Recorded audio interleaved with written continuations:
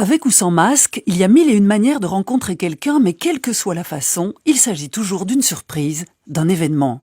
Dans la rue, sur Internet, chez des amis ou au travail, à distance les uns des autres se pose la question « Qui est l'autre ?» et que me raconte ce qu'il dit à travers son visage.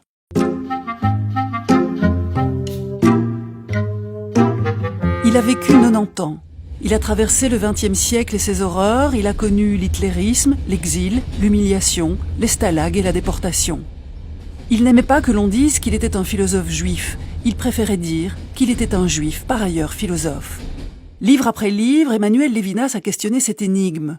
En dehors du cadre de ce qu'impose la loi, qu'est-ce qui me lie aux autres et en quoi rencontrer quelqu'un n'est jamais futile mais en toute rigueur, est une expérience qui m'oblige, me met à nu et me désarme.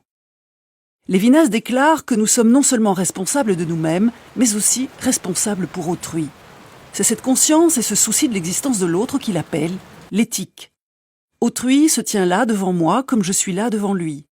Ce que je vois de lui est d'abord un visage, et ce visage se donne à mon regard sous l'angle, dit-il, de la vulnérabilité. C'est que le visage de l'autre me dit de manière immédiate de prendre soin de lui, de ne pas lui faire de mal. C'est cela le sens de la responsabilité pour autrui. C'est une asymétrie car je ne peux jamais préjuger de la façon dont se comportera l'autre face à moi. Mais moi, je lui dois ceci. La reconnaissance.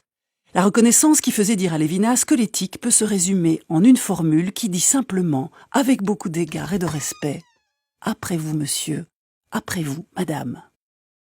Le visage est donc une expérience de l'absolu dans laquelle les traits, la couleur de la peau, la forme du nez ou la coupe de cheveux de mon interlocuteur importent peu, parce que le visage dont parle Levinas est une métaphore de l'infini.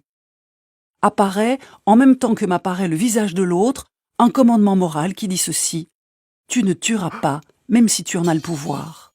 Car tuer, c'est facile. Il suffit pour cela de réduire l'autre à une dimension objective que je peux décrire, mesurer ou pointer du doigt en direction d'une religion, d'une origine, d'une langue, d'une orientation sexuelle ou d'une certaine façon d'avoir du goût ou de suivre une orientation politique.